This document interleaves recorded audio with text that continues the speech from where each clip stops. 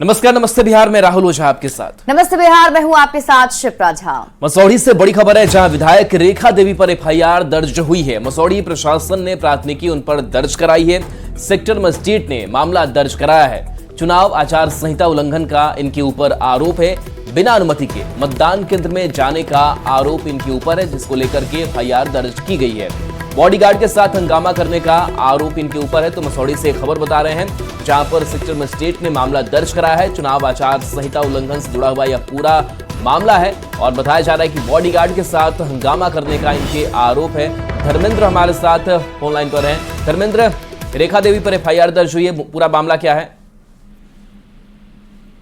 प्रशासन ने रेखा पासवान जो कि विधायक हैं मसौढ़ी की, उन पर एफआईआर इसलिए दर्ज किया गया है क्योंकि उन्होंने बॉडीगार्ड के साथ बूथ पर जाकर वहां पर हंगामा किया और यही मामला को लेकर के मजिस्ट्रेट जो थे उन्होंने मामला दर्ज कराया है और उनके साथ साथ 8 और लोगों पर मामला दर्ज कराया है और ये चुनाव के दौरान जो है चुनाव को बाधित करने का आरोप लगाया है और यही वजह से ये मामला भी दर्ज कराया है। और बता दें कि यही मामला को लेकर के बवाल हुआ था और रामकृपाल यादव पर जो गोलियां चलने की बात आई थी और उनके कार्यकर्ताओं को मारने की बात आई थी, घायल करने की बात आई थी, तो ये बात भी उसमें शामिल है। जी चलिए, शुक्रिया इस अपडेट के लिए आपका।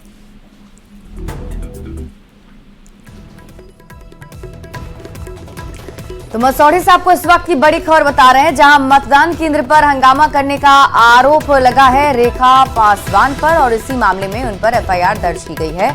दरअसल ये पूरा मामला पाटलिपुत्र सीट से बीजेपी के विधायक रामकृपाल यादव पर फायरिंग मामले से जुड़ा हुआ बताया जा रहा है, जिसका एक वीडियो भी सोशल मीडिया पर वायरल हुआ था। हालांकि न्यूज 18 इस वायरल वीडियो की पुष्टि नहीं करता है। बताया जा रहा है कि मसौढ़ी विधायक रेखा पासवान बूथ पर आरजेडी का गमछा ओढ़कर पहुंची थी। तस्वीरों में आपको दिख भी रही होगा।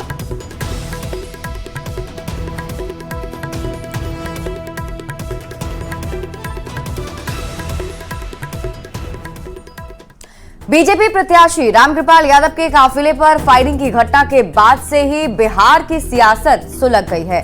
डिप्टी सीएम सम्राट चौधरी और रामकृपाल यादव ने प्रेस कॉन्फ्रेंस कर लालू प्रसाद और आरजेडी पर जमकर हमला बोला है।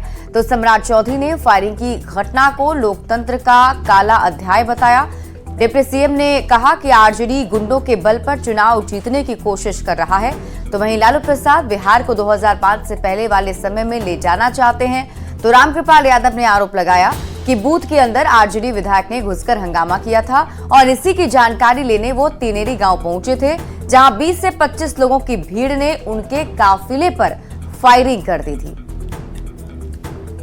पूरी तरह गुंडागर्दी पर उतर गए। बिहार के लोकतंत्र को शर्मसार करने वाला कोई व्यक्ति है तो लालू प्रसाद जी है।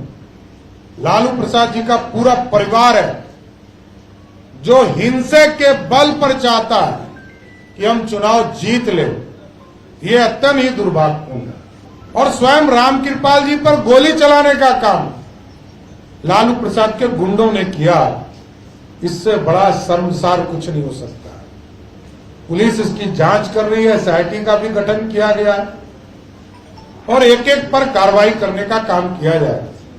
और मैं कभी सुरक्षा के घेरे में नहीं रहा, क्योंकि रामकृपाल यादव का सुरक्षा जनता करती है, कार्यकर्ता करती है। हिंसा की राजनीति मैंने कभी नहीं की और कल जिस तरह से मेरे ऊपर गोली चलाई सोच भी नहीं सकता।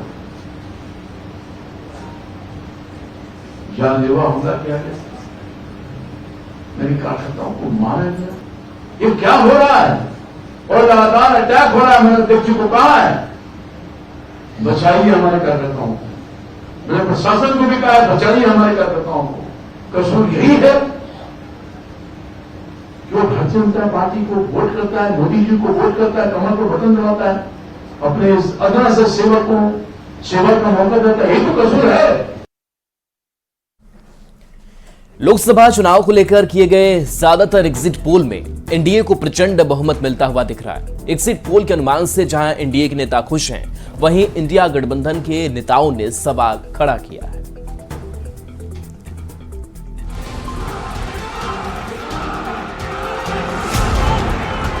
1 जून को 7वें चरण की वोटिंग हुई।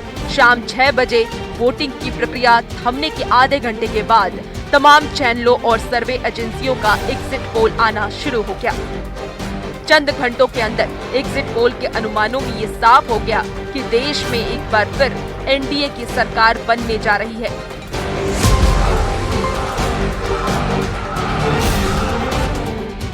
नरेंद्र मोदी प्रचंड बहुमत के साथ सरकार बना सकते हैं। कमोवेश सभी सर्वे एजेंसियों ने बीजेपी की बम्पर जीत का अनुमान लगाया, जिसके बाद बीजेपी खेमे में जश्न का माहौल है। खटाखट पटापट को खटाखट भेज दिया। जो लोग कहते थे खटाखट फटाफट, सब खटाखट फटाफट, सबकी आवाजें अब बंद हो गई। एग्जिट पोल के अनुमानों पर विपक्षी दलों ने सवाल उठाना शुरू कर दिया है। कांग्रेस नेता जयराम रमेश ने कहा है कि एग्जिट पोल के अनुमान और चुनाव के नतीजों में जमीन आसमान का फर्क होगा। कि 295 सीटों के कम इंडिया गठबंधन को मिलने वाला नहीं है, इससे ज्यादा ही मिलेगा। ये मनोवैज्ञानिक खेल जो खेले जा रहे हैं निवर्तमान प्रधानमंत्री और निवर्तमान गृह मंत्री की ओर से, इसका हम पूरा सामना करेंगे। वहीं आरजेडी के राज्यसभा सांसद मनोज झा ने कहा कि एग्जिट पोल 2 बार बिहार में फेल हो चुका है, इस बार भी फेल होंगे। इसलिए मैं कह रहा हूँ 4 जून का इंतजार किया जाए। क्या होता है एग्जिट पोल?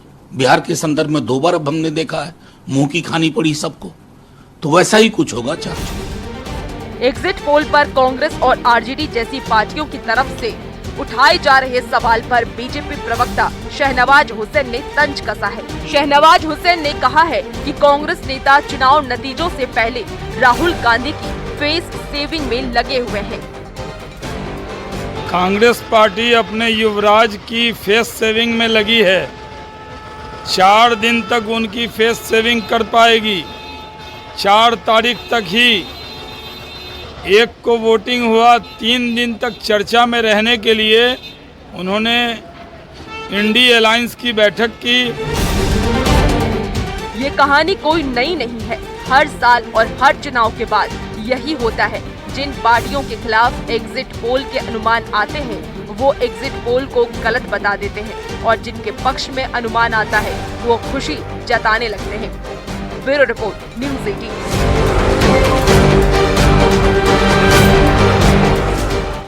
तो न्यूज 18 के मेगा एग्जिट पोल पर बीजेपी की राज्यसभा सांसद धर्मशीला गुप्ता ने भी कहा है कि 4 जून को निश्चित रूप से देश में एनडीए 400 पार करेगा। धर्मशीला गुप्ता ने कहा कि विपक्ष को हार मान लेनी चाहिए।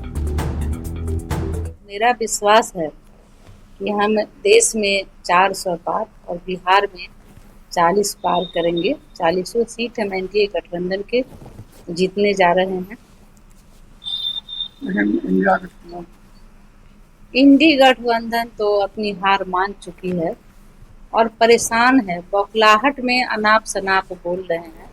लेकिन 4 जून को उनको पता चल जाएगा कि किस तरह से 400 पार होगा।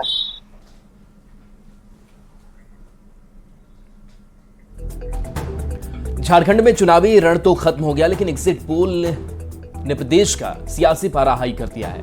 न्यूज़ 18 के एग्जिट पोल के मुताबिक देश में एनडीए ऐतिहासिक बहुमत के साथ तीसरी बार सरकार बनाने जा रही है, लेकिन विपक्ष के नेता एग्जिट पोल को सिरे से नकार रहे हैं। ये रिपोर्ट देखिए।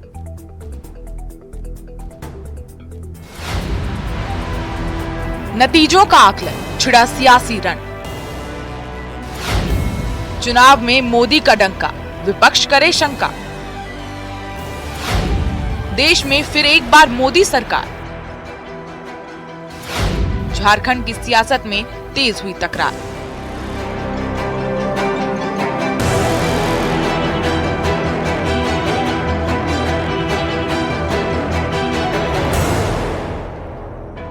चुनावी समर के बाद झारखंड की सियासी फिजा में एग्जिट पोल के नतीजों ने सरगर्मी तेज कर दी है।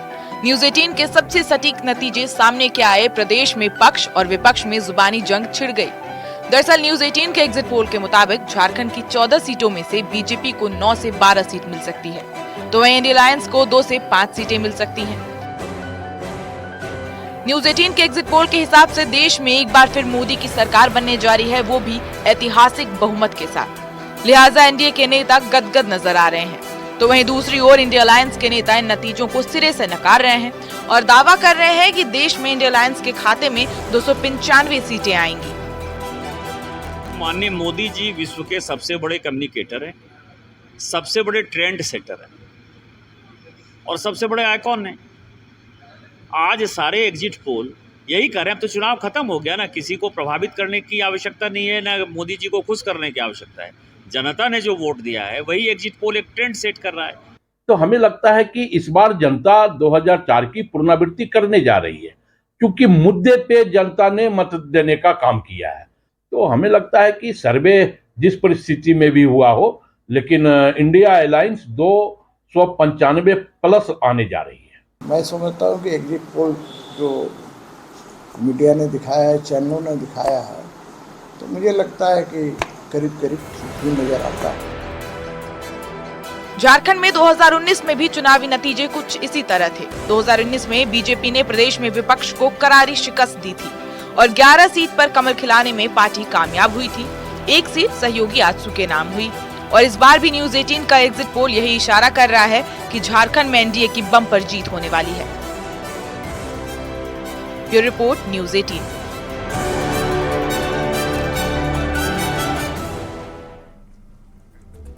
तो न्यूज 18 के एग्जिट पोल में एनडीए को पूर्ण बहुमत मिलता दिख रहा है। एनडीए को 355 से 370 सीट मिलने का अनुमान है, जबकि बीजेपी अकेले अपने दम पर 305 से 315 सीट जीतती हुई दिख रही है। इंडिया गठबंधन 125 से 140 सीट पर सिमटता दिख रहा है, यानी कि एक बार फिर से मोदी सरकार की वापसी होने जा रही है। ये रिपोर्ट देखिए।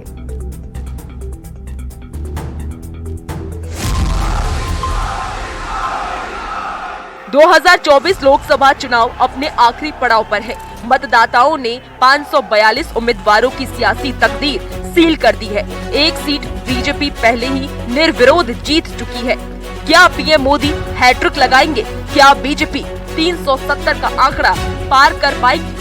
इन सब का परिणाम तो 4 जून को पता चलेगा, लेकिन उससे पहले उसका सटीक आकलन हमने आप तक पहुंचाया अपने मेगा एग्जिट पोल के जरिए। बताया कि देश में किसकी बनने जा रही है सरकार और कौन बन रहा है देश का सरदार। न्यूज 18 के मेगा एग्जिट पोल में बीजेपी को पूर्ण बहुमत मिलने का अनुमान है। बीजेपी अकेले अपने दम पर 305 से 315 सीट जीतकर एक बार फिर सत्ता के शीर्ष तक पहुंचती दिख रही है, जबकि सहयोगियों को मिलाकर एनडीए का आंकड़ा 355 से 307 तक पहुंच जा रहा है। कांग्रेस एक बार फिर सबसे बड़ी विपक्षी पार्टी बनकर सामने आई, लेकिन जैसा कि अनुमान था, कांग्रेस तिहाई का आंकड़ा नहीं छू सकी। न्यूज 18 के मेगा एग्जिट पोल में कांग्रेस को 62 से 72 सीटें मिलने का अनुमान है। वहीं इंडिया गठबंधन को 2024 में 125 से 140 सीटें मिलने का अनुमान है। बिहार झारखंड की बात करें तो न्यूज 18 के मेगा सर्वे में बिहार और झारखंड दोनों ही राज्यों में एनडीए को कुछ सीटों का नुकसान होता दिख रहा है।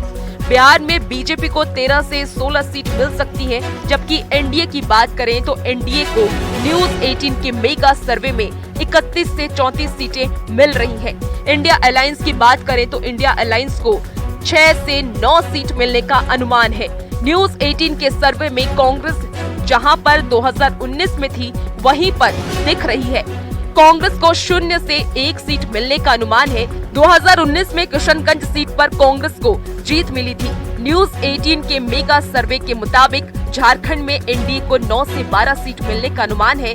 2019 में बीजेपी को झारखंड में 11 सीट मिली थी, जबकि आजसू के साथ मिलकर एनडीए को 12 सीट मिली थी। इंडिया की बात करें तो 2019 में 2 सीट पर सिमटने वाला गठबंधन इस बार 2 से 5 तक पहुंच सकता है।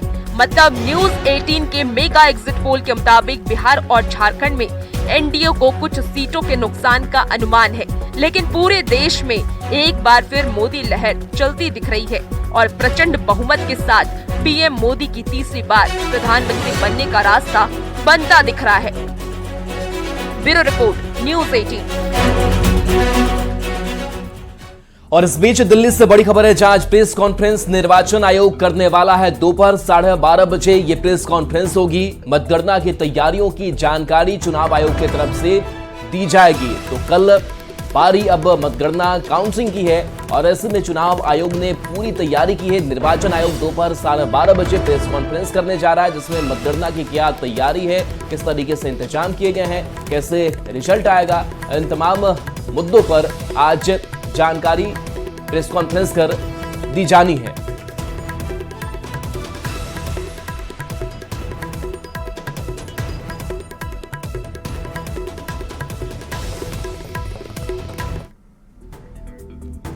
और चलिए ब्रेक का वक्त हो चला है, जल्द वापस आते हैं।